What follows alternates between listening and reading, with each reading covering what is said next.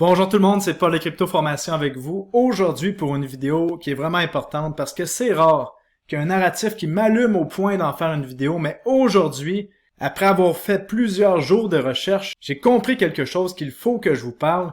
Et ce narratif-là, je pense qu'il est arrivé au point qu'il est mûr et qu'on pourrait avoir des crypto-monnaies qui explosent dans le cycle haussier par rapport au narratif actuel. Et dans toute la vidéo, je vais vous expliquer exactement pourquoi je pense que ce narratif-là est mûr et vous allez voir avec plusieurs statistiques que vraiment, il y a quelque chose qui se passe de ce côté-là. Et le narratif qu'on parle, c'est les médias sociaux décentralisés que vous allez voir sous le nom de SocialFi ou de DSOC, donc Decentralized Social en anglais et possiblement partout maintenant sur Twitter. Et à la fin de la vidéo, je vais vous donner les cryptos selon moi dans ce narratif-là qui ont le plus gros potentiel. Donc on fait une bonne vieille vidéo où est-ce que je vous parle d'un narratif et que je vous parle des meilleurs cryptos de ce narratif-là. Donc sérieusement, j'espère que vous allez apprécier. Et rappelez-vous jusqu'à maintenant que j'ai couvert les principaux narratifs du cycle haussier actuel en parlant d'intelligence artificielle avec toutes les vidéos que vous voyez ici. On a parlé de la tokenisation des actifs réels, des produits dérivés de trading, de la count abstraction, du gaming. Ça, c'est dans un rapport sur mon groupe Crypto Recherche. Ça va venir sur YouTube, vous allez voir. Et aujourd'hui, on parle de médias sociaux décentralisés. Donc,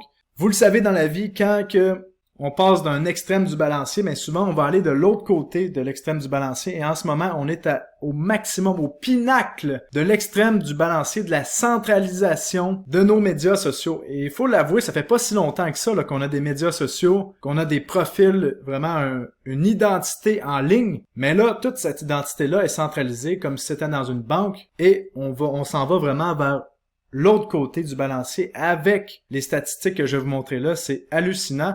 Et rappelez-vous que c'est lorsque des grands changements comme ça dans notre monde que peut-être vous êtes en train de percevoir, que lorsque ça arrive, c'est là qu'il y a le plus gros transfert de richesse et c'est là qu'on peut faire le plus d'argent possible. Donc c'est pour ça que cette vidéo-là, je pense qu'elle peut vous aider. Mais rappelez-vous d'une chose par contre, on est arrivé à un point dans le cycle crypto, comme que je vous parle depuis plusieurs semaines, qu'on risque de voir des turbulences dans le marché en début 2024 pour digérer les gains qu'on a depuis toute l'année 2023 qu'on voit ici. Donc, est-ce que c'est le meilleur moment pour acheter? Possiblement que non. Possiblement qu'il va y avoir des aubaines dans les prochaines semaines, mais au moins vous allez être conscient des bonnes cryptos dans ce narratif-là. Et encore une fois, rappelez-vous que je ne suis pas conseiller financier, donc avant de prendre toute décision, faites vos propres recherches. Rappelez-vous aussi que vous allez être les premiers à avoir entendu parler de ce narratif-là, comme d'habitude, sur la chaîne Paul Crypto Formation. Donc, ceci étant dit, commençons. Ah, et un petit point important avant de commencer. Si vous commencez en crypto-monnaie, que vous voulez savoir les bases, ou que vous avez des amis ou de la famille qui commencent en crypto-monnaie, des nouveaux guerriers, et que vous ne savez pas par où commencer pour leur montrer comment faire leur premier pas en crypto-monnaie, allez voir du côté de mon site web cryptoformation.com, vous cliquez en haut sur l'onglet formation, vous descendez tout en bas et il y a la formation de base en crypto-monnaie qui est gratuite. Depuis que je l'ai mis gratuite en décembre, si je me souviens bien, ou en novembre, on a plus de 7000 personnes qui l'ont pris. Donc ça, c'est mon cadeau à vous, les guerriers. On est en train de former une armée de gens qui savent quoi faire en crypto-monnaie et qui se font pas avoir par des erreurs de manipulation ou de transfert. Donc profitez-en ici, c'est gratuit, cryptoformation.com. Maintenant, parlons de notre narratif. En commençant par vous expliquer que les choses changent dans la vie. Il n'y a rien de statique. Et si vous comprenez qu'il n'y a rien de statique, vous allez comprendre que il y a certains endroits où on va pouvoir faire beaucoup d'argent. Et le truc, qu'est-ce qui arrive, c'est que les gens pensent que les choses changent en 1 mois, en 2 mois. Non, ça change sur à peu près 10 ans, 20 ans. Et là, on voit ici les revenus ajustés pour l'inflation qui étaient faits par les journaux versus Google et Facebook. Et là, vous voyez, ça arrête en 2014, donc on est vraiment loin des revenus actuels. Mais ça, c'est pour vous montrer que les journaux dominaient. Et puis, tout ce qui est digital s'est mis à dominer à partir de l'année, si on veut, 2010. Et là, ça ne fait que monter, monter, monter. Et on se souvient qu'est-ce qui est arrivé justement avec les journaux et les journalistes. On avait plusieurs nouvelles comme quoi ça disait que Internet s'en allait à zéro, qu'Internet était de la merde, Internet était fait pour laver l'argent, pour les casinos, pour les criminels. Ça vous rappelle pas quelque chose avec les crypto-monnaies? On a un système qui est en train de mourir, on a un système qui est en train de se positionner pour prendre la place. Donc c'est ça qu'on a vu. Et ça, qu'est-ce que ça l'a amené? Ça l'a amené des pertes d'emplois dans le secteur qui est en déclin, mais des gains massifs d'emplois dans le secteur qui était en montée. Donc si vous voulez un emploi dans la vie actuellement, recherchez les secteurs qui ont le vent dans le dos, comme les crypto-monnaies, les technologies, l'intelligence artificielle, vous allez avoir de la job. Mais regardez-moi ça, on voit les employés en milliers d'employés. Il y avait 250 000 personnes qui travaillaient pour les journaux, même plus que ça avant 2010 aux États-Unis. Et là, actuellement, il y a moins de 80 000 personnes. Donc, vous voyez, c'est ça qui se passe quand on a une industrie en déclin. Et ce qu'il faut comprendre, c'est que tout ça s'est fait sur à peu près 20 ans. Et là, on arrive vraiment vers la fin de ce média-là. Et là, il y a un autre média, possiblement qui est en train de mourir, qui va amener au narratif qu'on va parler et des crypto-monnaies qu'on va parler. Et pour vous montrer à quel point les temps changent encore une fois, on a la charte ici présentée par Money Radar qui nous montre le top 10 des plus grandes cryptos qui étaient dans le S&P 500. On se rappelle que le S&P 500, c'est un index qui regroupe les 500 plus grandes compagnies américaines. Et là, on voit que les choses ont changé. Vous vous rendez compte que le top 10 actuellement qu'on voit dans le S&P 500, c'est des compagnies en technologie pour la plupart. Bon, c'est sûr qu'on voit la banque JP Morgan et le fonds Berkshire Hathaway, mais bon, c'est des compagnies en technologie. Alors que si on regarde dans les années 2000, ben c'était vraiment différent là avec GE, ExxonMobil, Pfizer, Citigroup. Donc soit tu t'adaptes à la nouvelle réalité ou soit tu crèves et tu deviens une personne dont la charte ressemble à ceci. Et là, une autre chose qu'il va falloir s'adapter, on n'aura pas le choix. Comme vous voyez, la Banque nationale, qui est une banque au Québec où est-ce que j'ai un compte, ben à partir du 19 avril 2024, il y aura plus du tout d'argent comptant. Donc vous comprenez, on s'en va complètement digital pour cette banque-là et sûrement que les autres vont suivre. Donc on s'en va vers les CBDC que je vous parle depuis 2020. Et là, on rentre pas dans le débat des CBDC parce qu'on pourra en parler longtemps. Maintenant, ce qui va nous mener à parler de notre narratif, des médias sociaux décentralisés, on y arrive, vous allez voir ça. Vous voyez ici, on a les données de novembre 2023 par rapport à novembre 2022. Et vous voyez les principaux sites de nouvelles comme Yahoo Finance, Fox News, CNN.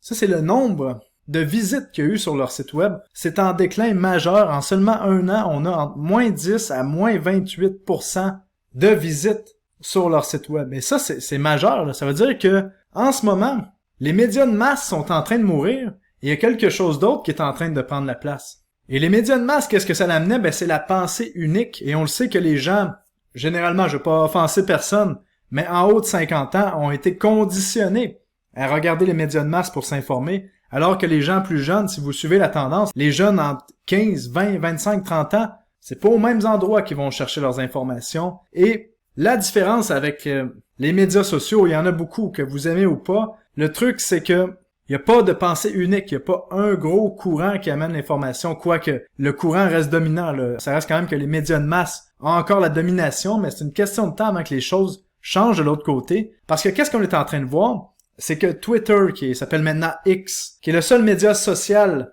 qui n'a pas de censure en ce moment sur le réseau, depuis que Elon Musk est arrivé, vous voyez le spike, d'ailleurs, depuis qu'Elon Musk est arrivé, de nouvelles personnes sur la plateforme, ben c'est la seule plateforme pas mal qui a le vent dans le dos dans tous les médias sociaux. Et il y a de plus en plus de choses qui s'en viennent sur X. On a les vidéos, on a bientôt les paiements qui s'en viennent. Et maintenant, les créateurs de contenu sont rémunérés pour le travail qu'ils font sur X. Bon, on est encore dans une entité centralisée, mais pour le décentraliser, c'est un petit peu, je vous dirais, le milieu. Peut-être pas le milieu, mais on est encore centralisé parce que au moins, vous êtes monétisé pour votre contenu. Vous détenez pas votre contenu en tant que créateur de contenu. Quand je publie sur X, le tweet m'appartient pas, mais au moins, je peux être monétisé pour le faire. Et ça change la donne. Et là, vous voulez savoir qu'est-ce qui est vraiment en train d'exploser. Tout ce qui est les réseaux, les médias de masse. Vous le savez, le Super Bowl. Il y a eu 104 millions de personnes qui ont écouté le dernier Super Bowl, qui en fait l'événement le plus écouté aux États-Unis. Mais ce qu'il faut comprendre, c'est qu'en plus, chaque publicité de 30 secondes coûte 5,2 millions pour avoir un spot au Super Bowl. Est-ce que vous comprenez la valeur d'une publicité lorsqu'il y a 104 millions de paires de yeux qui regardent un seul événement? Mais là, regardez qu'est-ce qui est arrivé avec des créateurs de contenu uniques comme MrBeast qu'on voit ici. MrBeast, qui a 28 millions d'abonnés sur Twitter, un impressionnant 234 millions d'abonnés sur YouTube qui fait des émissions de divertissement. Et regardez-moi ça. La dernière vidéo, la première, en fait, vidéo qu'il a postée sur X, il a fait 168 millions de vues. Est-ce que vous vous rendez compte de la puissance de MrBeast? Il fait plus de vues en une vidéo que le Super Bowl. Après ça, si on va voir les vidéos sur sa chaîne, on voit que chacun de ces vidéos fait plus que 100 millions de vues, comme vous voyez ici, 94 millions de vues, 115 millions de vues, 159 millions de vues. Donc ce mec-là vaut probablement plus cher pour une compagnie qui veut faire de la publicité que le Super Bowl, que la NFL, que n'importe quelle ligue de sport majeure. Et là, ça change complètement la donne, parce que comme on le sait, par exemple, les sportifs, à part dans la UFC, ils peuvent pas dire ce qu'ils pensent vraiment devant la caméra, parce qu'il faut pas offenser personne, faut pas nuire aux commanditaires. Mais là, si le pouvoir se transfère des médias de masse, des ligues de sport majeurs, des canaux que tout le monde écoutait, vers des personnes individuelles, comme MrBeast, là, on change complètement la donne. Je sais pas si vous me suivez, là. Une autre chose qui m'a allumé complètement quand j'ai compris ce qui se passait, je sais pas si vous avez vu le film sur Netflix de Jake Paul, qui était un influenceur sur les médias sociaux, si on veut, comme vous voyez ici avec 20,5 millions d'abonnés. Et là, il a décidé tout d'un coup qu'il faisait de la boxe. Il s'est entraîné, il s'est mis à faire ses propres galas de boxe. Tout le monde riait de lui, tout le monde disait que c'était pas un vrai bon boxeur. Personne n'allait jamais payer pour écouter ses galas de boxe. Regardez les statistiques. Là, on a seulement les statistiques pour ses premiers 5 combats. Jake Paul a fait 9 combats. On dit que certains combats étaient encore plus payants. Mais si on regarde ses premiers combats, pour du pay-per-view, comme vous le savez, par exemple, quand il y a un gala de boxe ou un gala de UFC, les gens payent à peu près 50 à 60 $ pour pouvoir écouter le gala le jour même. Et là, les revenus de Jake Paul avec les galas de boxe qu'il a fait, vous voyez 38 millions, 65 millions, 82 millions, 27 millions. Lui, ça a été un flop à 3 millions, son 5e combat, mais après ça, les statistiques ont remonté lorsqu'on écoute son film. Qu'est-ce qu'il faut comprendre, c'est que si on compare avec les plus gros galas de tous les temps de UFC, regardez les revenus, 80 millions, 90 millions, 100 millions, 180 millions, et là, on parle des plus gros galas de UFC de tous les temps. Les autres galas ont fait moins d'argent que ça, alors que Jake Paul, un gars tout seul, réussit à faire des revenus comme que vous voyez ici. C'est complètement hallucinant. On est en train de passer que des organisations majeures comme la UFC peuvent avoir des concurrents qui sont des personnes individuelles, parce que là, maintenant, les jeunes suivent certaines personnes qui deviennent aussi importantes pour eux que la UFC ou la NFL ou peu importe les chiffres que vous voulez. Donc, la puissance de la décentralisation, là, parce que là, vraiment, c'était qu'un mec devant sa caméra, Jake Paul, qui faisait des vidéos, qui décide de faire ses galas de boxe. Tout le monde embarque avec lui. Et là, ça veut dire que vraiment, on arrive dans une société où est-ce que les créateurs de contenu valent une fortune de revenus publicitaires. L'énergie, la concentration des compagnies pour s'associer avec ces gens-là va être énorme. Ils vont être prêts à dépenser des millions et des millions de dollars pour être associés avec ces gens-là. Et ça va faire en sorte que les médias de masse vont mourir encore plus vite,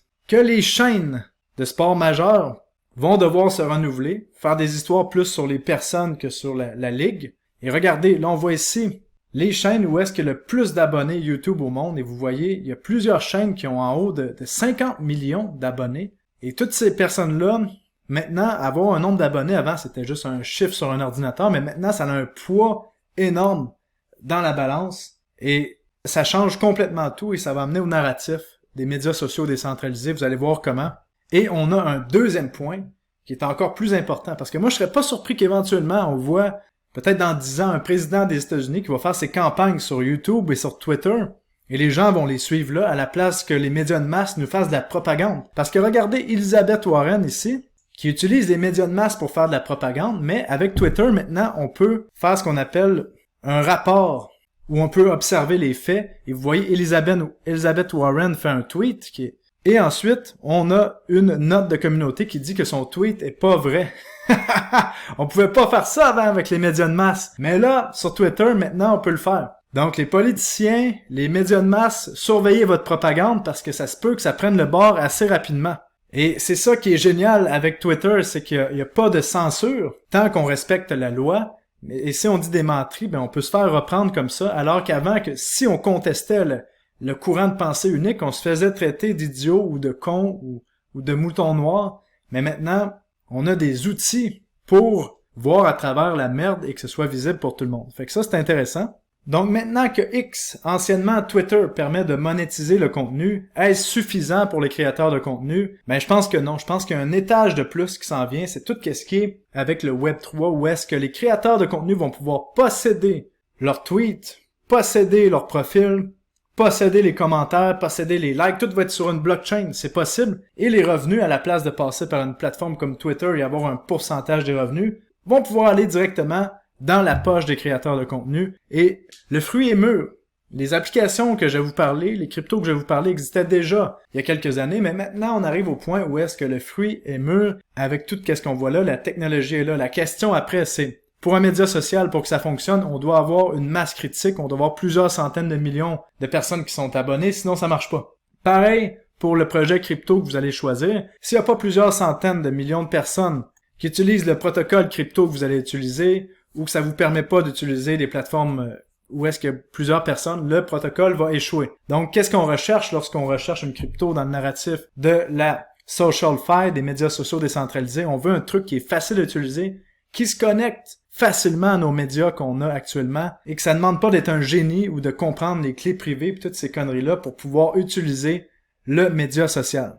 Donc, c'est le narratif qu'on parle aujourd'hui. Puis, en plus de ça, si on a une économie de créateurs de contenu, c'est quoi l'autre problème? Pensez-y un peu. Le deuxième narratif qui peut arriver. Ben oui, vous l'avez deviné. Bravo. La copie. Avec l'intelligence artificielle qui peut créer une vidéo avec mon visage, avec ma voix maintenant, comme si c'était moi qui avais fait la vidéo, ben il faut s'assurer que ça vient vraiment de moi, la vidéo qui est faite. Parce qu'éventuellement, on va avoir des vidéos du président ou du premier ministre qui dit des trucs, mais c'est fait par l'intelligence artificielle. Et l'autre point, ben c'est la copie. Comme vous le savez, moi, avec Crypto Recherche, qui est mon groupe privé où est-ce que je publie pratiquement à tous les jours, comme vous voyez ici avec Iril, on a le rapport de Injective fait par Money Radar, belle collaboration en passant. Ben, il y a des gens, des créateurs de contenu qui sont dans mon groupe privé cryptorecherche.com, qui prennent le contenu que je fais et qui disent que ça vient d'eux. Et vous serez surpris à quel point il y a des créateurs de contenu que on les a ciblés, ma communauté les a ciblés, les guerriers, merci, que pratiquement tout leur contenu est basé sur mon contenu dans Crypto Recherche ou sur mes vidéos. Donc, c'est l'autre problème qu'il faut régler. Et ça, la blockchain permet de régler ça. Donc, vous avez vu les deux trucs. On veut des médias sociaux décentralisés où on possède notre contenu, on possède notre profil, et on veut une application qui permet que lorsqu'on publie du contenu qui peut pas être copié, que ce soit vraiment estampillé que c'est à moi si je fais un contenu, que c'est à vous si vous faites un contenu, que si vous faites des commentaires qui sont fun, ben que vous puissiez être rémunéré parce que c'est important les commentaires aussi. Quand on fait une vidéo ou un Twitter, parce que ça nous permet de voir l'opinion des gens par rapport à ce qui est dit. Ça, c'est intéressant. Donc, allons voir la catégorie maintenant, sans plus tarder. Là, je pense que l'introduction, vous avez compris que on est possiblement au moment où est-ce que ça peut être intéressant, cette catégorie-là. Bon, sur CoinGecko, la catégorie s'appelle Social Fi. Et là, vous avez les projets devant vous de Social Fi. Et comme par hasard, vous allez voir des projets que je vous ai déjà parlé sur la chaîne. Et je vais vous dire c'est lesquels mes préférés dans la vidéo. Donc, écoutez les prochaines minutes si vous voulez le savoir. Donc, on va aller en voir ensemble 3 principaux. Et là, vous comprenez qu'il y en a plusieurs. Et en fait, on va aller voir mes préférés. On va y aller direct. Donc, on commence avec Theta Network ici. Comme vous le savez, toutes les tokens sont libérés depuis longtemps. Malheureusement, le prix performe pas bien au cycle actuel. On a fait un fois 300, si je me souviens bien, au cycle précédent. On n'a pas eu de nouveau sommet en novembre 2021 et ça, malheureusement, ça a fait en sorte que j'ai perdu de l'argent, mais au final, j'en ai gagné plus que j'en ai perdu avec Theta. Et là, on est dans un point d'accumulation qui est intéressant. Theta permet, avec sa blockchain, c'est sûr, tout ce qui est les CDN décentralisés, donc ça permet à des parties de serveurs de sites web de pouvoir se stocker à différents endroits du monde, que par exemple, si vous êtes sur mon site web Crypto Recherche et que vous êtes en France, ben, j'utilise des CDN, donc il y a une partie de mon site web qui est stockée à côté de chez vous pour que ça aille plus vite. Et Theta a amené une façon de faire les CDN de façon moins coûteuse et plus rapide, mais en plus, Theta est un média social décentralisé avec sa plateforme Theta TV, qui est un réseau social décentralisé. Donc à la fois, Theta est un projet de blockchain avec ses metachains qui sont un peu des sidechains, si on veut, qui permet vraiment de scaler la blockchain, mais en plus est orienté vers tout ce qui est médias sociaux décentralisés en ce moment, qui ont comme un Steam décentralisé, qui permet de faire des vidéos en live, de posséder son contenu, d'être rémunéré. Le problème actuellement avec Theta, ben, c'est que l'adoption pour tout ce qui est son média social décentralisé est pas là. L'adoption pour ce qui est de sa blockchain est pas là, mais la technologie est là. Il suffit juste que quelques grosses entreprises, quelques grosses entités embarquent sur Theta et ça pourrait exploser Mais encore une fois, on parle de spéculation ici parce qu'on n'a pas un nombre d'utilisateurs, on n'a pas une masse critique importante. On a aussi la crypto-monnaie Mask, qui est intéressante, que vous voyez qui n'était pas dans la catégorie parce que, bon, CoinGecko a mal listé certaines crypto-monnaies. Ça, qu'est-ce que c'est Mask? Ben, c'est une plateforme qui permet de se connecter sur vos médias sociaux habituels, comme Twitter ou Facebook, et de bénéficier de privacy et de monétiser son contenu. Donc, c'est possible avec ça. Je l'ai essayé. Je suis pas convaincu, mais Binance a l'air convaincu parce que Binance a ajouté Mask à son index Blue, qui est justement un index qui est tous les médias décentralisés qui font en lien avec Twitter particulièrement, qui s'appelle maintenant X. Et bien sûr, lorsque vous installez Mask, ben ça vous permet de transférer des crypto-monnaies, des NFT, de vérifier ces NFT et d'avoir son profil Web3 que vous pouvez transporter d'une application à une autre. Donc ça, c'est quand même intéressant. Puis ça va exactement dans tout ce qui est médias sociaux décentralisés. Donc ça, c'est une plateforme vraiment qui peut être intéressante. Et je pense qu'il y a des profits à faire sur cette crypto-monnaie-là dans le prochain cycle aussi. Maintenant, allons voir la troisième crypto-monnaie du jour, Decentralized Social, qui s'appelle DSO, le ticker.